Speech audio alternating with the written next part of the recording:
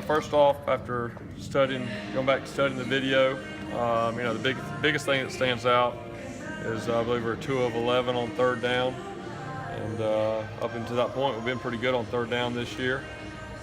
But obviously that was a big part of the game. So going back and looking at what the issues were on third down, a big part of it was 6 of the 11 were 3rd and 10 or longer. We really put ourselves behind the chains. We had 5 tackles for loss and 1 penalty on first and second down that really put us in those 3rd and long situations, which obviously are more difficult. And then we had the one opportunity there on the 3rd and short early in the game that we didn't get. So really, yesterday was all about studying the video as coaches and players, finding where the mistakes were, taking ownership in that, and finding ways to get that corrected, and then learning from it and moving on. And that's a big part of what we do here. Obviously, we've had a lot of wins, and after all of those wins on Monday, Coach Swinney comes in with the big windshield picture right there in front of the team in the team room, and a small rear view mirror and a big windshield, and it's always about what's next. Whether you win or lose, you got to learn from the good and the bad, and then put your eyes forward and move on, and that's what we'll do. Obviously, an open week gives us an opportunity to really do 2 things. Number one, study ourselves, where we are after 7 games, the things that maybe we've done well and things we need to improve on, and then also get a head start on Georgia Tech. And that's what we're doing today and the rest of this week. You had 5 tackles for loss that put you kind of behind the chains a little bit. How do you improve that going forward? Yeah, well, I think the biggest thing is you go look at them individually. How did they happen? And it really it comes down to maybe one guy on each of those plays. I think there's one guy not doing his job and having a missed assignment, and so really. As coaches, really just showing the guys how, all it takes is one guy to not be where he's supposed to be. We had that several times. And then, like I said, against a defense like that, it's very attacking. It's hard to get behind the chains. So really, we got to do a good job as coaches, putting our guys in situations where they can execute. And then, the guys obviously got to do a good job of knowing their assignment and executing it.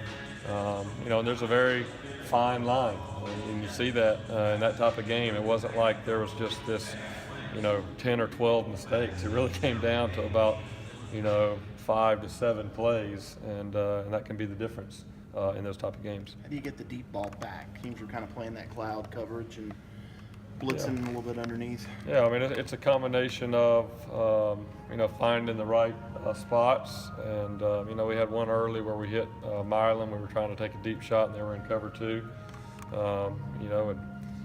Ever since maybe Wake Forest, the first drive where we hit Dion on that main coverage, we haven't got a lot of main coverage since then in those last 2 games. But we as coaches still can try to find some opportunities. And the other thing is just being patient and taking what they give you. And sometimes that can be frustrating, and you want to force the ball down the field. But you got to be smart at times with that as well.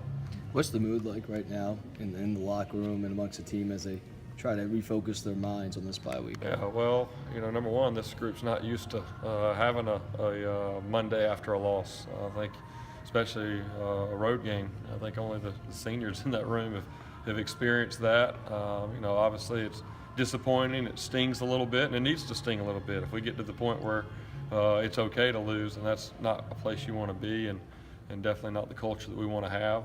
But I think it's all about having the right perspective and really understanding why we lost the game, the things we can do to improve it. And the biggest thing Coach Swinney talks about all the time is all of our goals are still out in front of us. The only thing that's off the table is being undefeated.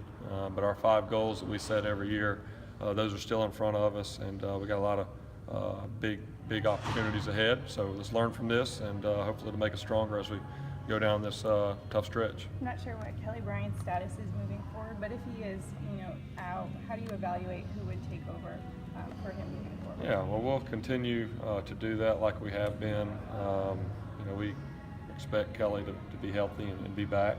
I thought Zarek did a good job. Getting thrown in that situation, with the game on the line and playing an entire half, he did a lot of good things, and he also, he made some mistakes, and that's something he'll learn from. And Hunter's right there. Hunter's going to get his opportunities at the right time.